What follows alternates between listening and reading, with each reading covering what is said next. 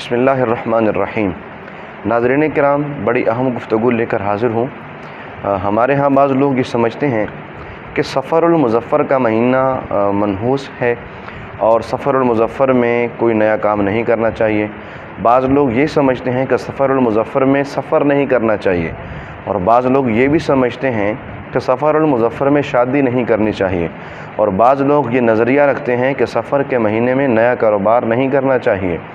تو یہ نظریہ رکھنا، سفر کو منحوس سمجھنا، یہ کیسا ہے؟ اسلام ہماری کیا رہنمائی کرتا ہے؟ یاد رکھیں، دین اسلام میں کوئی چیز، کوئی دن، کوئی موقع اور کوئی مقام منحوس نہیں۔ اسلام میں اس کا کنسیپٹ نہیں ہے۔ یہ نہیں سمجھا جائے گا کہ یہ منحوس ہے، یہ کام کریں گے تو یہ ہوگا۔ اس طرح کا کنسیپٹ اسلام میں نہیں ہے۔ اور سرکار دو عالم صلی اللہ علیہ وسلم کا فرمان بھی اس حوالے سے ملتا ہے۔ سرکار فرماتے ہیں لا سفر، کہ سفر کوئی چیز نہیں۔ مطلب سفر جو نحوست لوگ سمجھتے ہیں، یہ نحوست اس میں نہیں ہوتی۔ اور سفر میں بلائیں نازل ہونا، سفر میں وبائیں آنا، مصیبتیں آنا، اس کی کوئی حقیقت نہیں ہے۔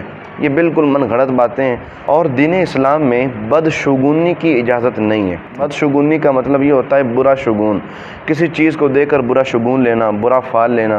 مثال کے طور پہ سفر کا مہینہ، یہ آپ سمجھ لیں، کچھ لوگ یہ سمجھتے ہیں کہ سفر کا مہینہ جب آتا ہے بلائیں نازل ہوتی ہیں، حالانکہ ایسا بالکل نہیں ہے۔